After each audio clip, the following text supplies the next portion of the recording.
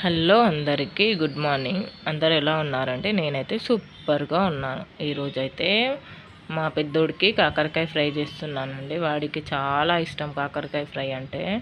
ముందుగా పాన్ పెట్టుకొని అందులో కొంచెం ఆయిల్ వేసుకొని ఆయిల్ హీట్ అయ్యాక పోపు దినుసులు వేసుకొని, కాకరకాయ ఫ్రైలో అల్లం వెల్లిపాయ పేస్ట్ వేయలేము కదండి, అందుకని కొంచెం వెల్లిపాయలు 2-3 వెల్లిపాయలు పుట్టు తీసుకొని వేసుకున్నాను. అవి వేగాక కొంచెము కాకరకాయలు వేసుకొని కొంచెం సాల్ట్ వేసుకొని ఇలా కలుపుకోవాలండి. అన్నీ సాల్ట్ అన్నీ ఈవెన్గా కాకరకాయలకు పట్టేటట్టు ఇలా నీట్గా కలుపుకోవాలి. కలుపుకొని కొంచెం మగ్గినాక కొంచెం ఒక 1/2 టీ స్పూన్ పసుపు, 2 రెమ్మల కరివేపాకు కూడా వేసుకొని మళ్ళీ ఒకసారి కలుపుకోవాలండి. ఎవరైనా మన ఛానల్ని ఫస్ట్ టైం చూస్తున్నట్లయితే ప్లీజ్ అండి లైక్ చేసుకోండి, సబ్స్క్రైబ్ చేసుకొని కామెంట్ చేయండి. మీరు పెట్టే కామెంట్ల వల్లనే నేను ఇంకా ముందుకెళ్ళగలను.